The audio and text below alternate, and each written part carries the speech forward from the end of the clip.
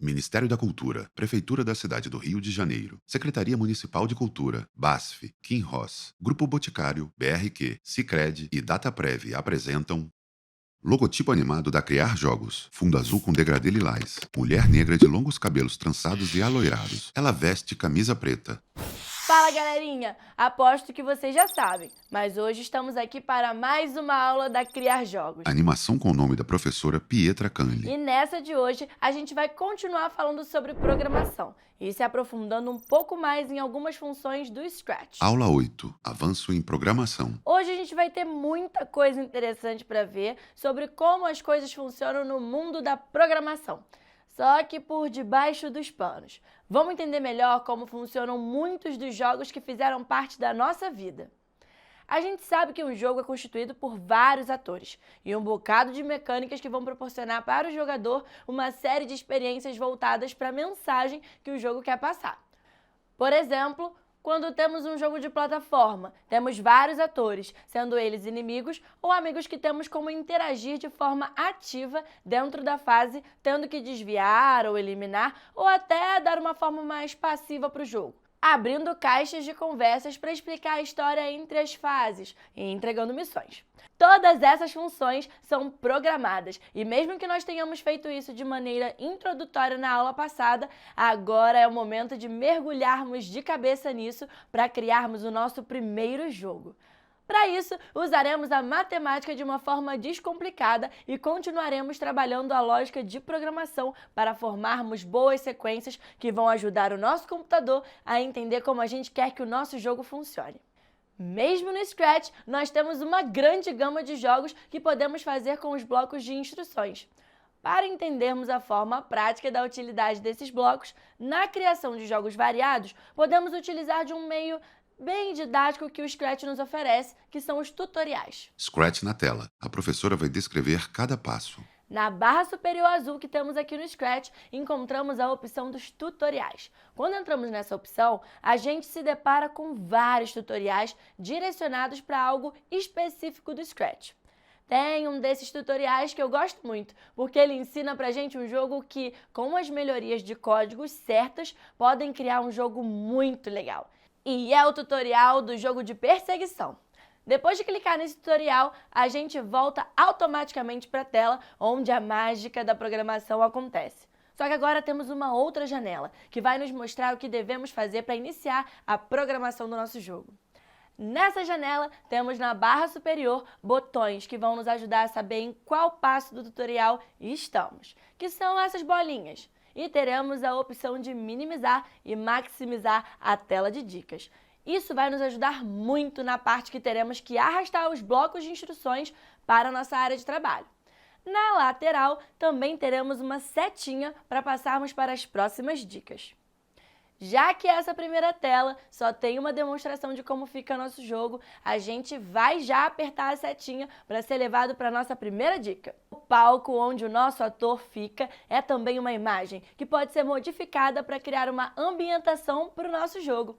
Esse processo pode acontecer da mesma forma que o processo das fantasias do ator e também é editável na parte de aparência dos nossos blocos de instrução pertinentes à aparência. Aí agora a gente vai precisar adicionar um cenário ao nosso jogo. E para isso, temos que seguir a indicação do tutorial. Na parte lateral direita é onde temos as informações sobre os atores. Na parte inferior direita temos uma aba de cenários.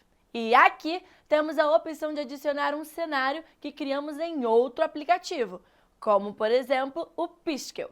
Temos como adicionar um cenário aleatório com base nos cenários que o Scratch oferece para a gente. E também podemos escolher um cenário específico da biblioteca do Scratch. Após a gente escolher o cenário do fundo do mar, indicado no nosso tutorial, a gente pode clicar na setinha de novo para avançar para a próxima dica. Nessa dica, a gente vai ver a necessidade de adicionar um novo ator no nosso jogo. O gato inicial pode ser excluído da nossa área de trabalho quando a gente vem aqui, nessa área de atores, e clica no X que tem no canto da imagem do nosso ator gato. E agora, muito parecido com o que a gente fez para adicionar um novo cenário ao nosso jogo, a gente precisa adicionar um novo ator, que é pedido no tutorial. E já que estamos fazendo um jogo ambientado no fundo do mar, nada mais justo que o personagem principal seja um animal marinho. Scratch na tela. A professora vai descrever cada passo. Clicando no botão no canto direito inferior de atores, somos direcionados para a biblioteca do Scratch. Lembrando que aqui também temos as opções de adicionar um aleatório e um de outro programa de desenho. Após escolhermos um ator na biblioteca, ele aparece para a gente no espaço de atores e todo o código que criamos com ele selecionado serão as instruções de funcionamento dele dentro do nosso jogo. O ator escolhido é um polvo estilo cartoon, de cor marrom claro. Quando precisarmos de outros atores para interagir dentro do jogo, mesmo que sejam nas plataformas ou inimigos, esses serão atores que teremos que informar sua função a partir das instruções. Dando continuidade ao nosso tutorial, agora nós precisamos movimentar o nosso ator. O Scratch nos mostra a forma mais simples de instruir nosso computador a entender o código da movimentação, unindo uma instrução de evento que diz quando a tecla, uma seta para a direita for clicada e embaixo disso adicione 10 a x, essa sequência de código se repete alternando a direção para a completa movimentação do nosso ator. No próximo segmento do tutorial, temos a implementação das outras direções no código. Em seguida, nós precisaremos adicionar outro ator para fazer aquilo que estávamos falando há pouco, as interações, e agora vemos na prática como vai funcionar isso. Scratch na tela. A professora vai descrever cada passo. Nesse jogo que estamos criando, a ideia é que o polvo vai correr atrás de uma estrela marinha. Então, esse ator é o que iremos adicionar da nossa biblioteca de atores.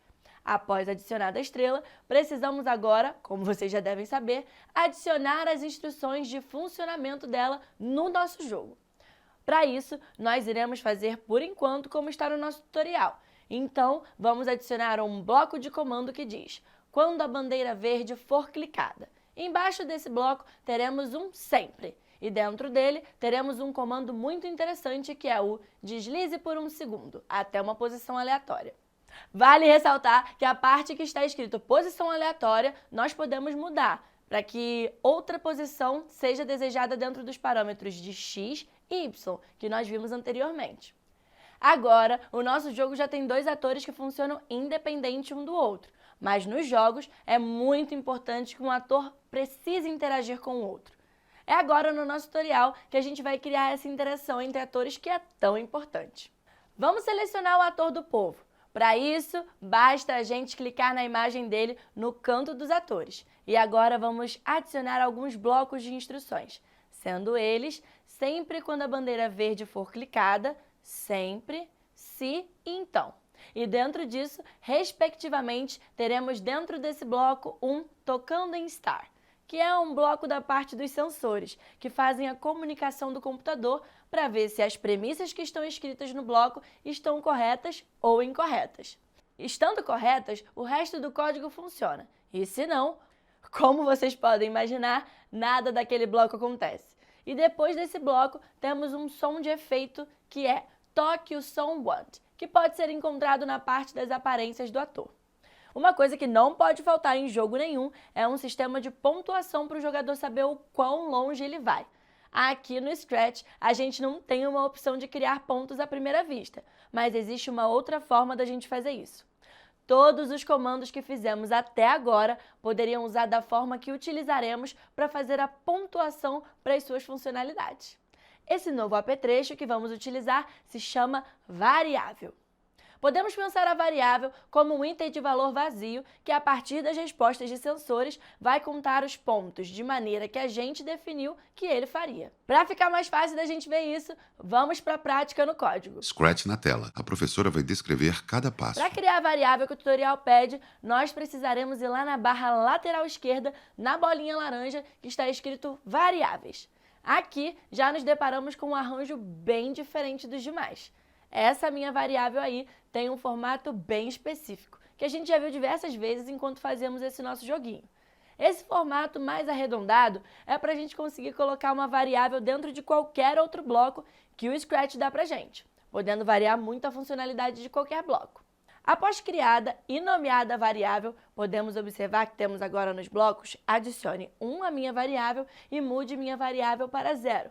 Tem a opção de selecionar a variável com o nome que vocês criaram. E com isso agora a gente vai poder adicionar alguns códigos, uma interação que fará dessa variável algo de fato funcional. Por exemplo, para criarmos a nossa pontuação no jogo de perseguição, nós precisaremos colocar o bloco que diz adicione 1 à pontuação, no bloco de código que quando o polvo tocasse na estrela, o som WAND tocasse. Então, galerinha, após a criação dessa variável, a gente tem um jogo pronto. De forma que nós criamos um código que tem algumas interações para fazer que tudo aconteça da forma que esperávamos. Porém, se em algum momento alguma coisa não funcionar como deveria, e nesse meio de programação, por mais que possa parecer fácil com esse tutorial tão simples, às vezes as coisas não saem como esperado na maioria das vezes quando estamos começando. Então, eu peço para vocês só um pouco de paciência e persistência quando isso começar a acontecer. Eu já disse aqui que o computador apenas está seguindo as nossas instruções para o funcionamento de qualquer coisa que a gente tiver programado. Então, o que a gente faz quando as instruções não são executadas como a gente espera? Debugar o código é um processo muito famoso. Título: Debugar o código. Que é descobrir onde seu código está com mau funcionamento. E isso pode-se dizer que é a coisa que um programador mais faz quando está trabalhando. No Scratch, a gente tem uma perspectiva muito interessante desse processo, porque como nós estamos criando sequências lógicas em bloco que parecem um pouco de Lego, é de extrema importância a mensagem que está escrita nesses blocos. Tipo, quando a gente coloca uma variável para funcionar dentro de um código, normalmente temos dois blocos para isso. O adicione a minha variável e mude minha variável para. Se a gente fizer uma troca no jogo que a gente criou do adicione para mude nos blocos de variáveis, todas as vezes que o ator do polvo tocar, nós teremos o som, que faz parte dos efeitos especiais. E a nossa variável irá sempre mudar para o número 1. De forma que, por mais que a gente consiga o objetivo do nosso jogo, a contagem de pontos não será correta. Então, a importância da gramática que está ali nos blocos vai ser a coisa que temos de nos atentar. Em outras plataformas de programação, é comum que tenhamos que sempre digitar os códigos e por nós mesmos formar as sequências para o computador entender, de forma que a utilização seja um pouco mais trabalhosa. Agora que vimos o funcionamento da criação dos blocos de instrução, precisamos de alguma forma tentar reproduzir algo um pouco mais elaborado.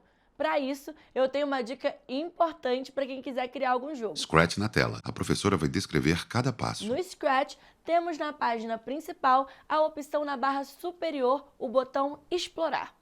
Quando a gente clica nele e a gente vê uma lista de jogos que alguém colocou na plataforma, se a gente pesquisar na barra de pesquisa por Pac-Man, nós encontramos vários códigos que reproduzem esse clássico. Ao selecionar qualquer um dos projetos que aparecem nessa tela, a gente é direcionado para uma página, onde clicando na bandeira verde, a gente inicia o funcionamento do jogo. Aqui, podemos ver como funciona na prática os códigos que temos por trás do jogo. Também temos a opção de ver o interior do código na parte superior da tela. Quando clicamos nela, somos direcionados. E agora, somos direcionados para uma tela que já vimos antes, quando criamos no nosso código.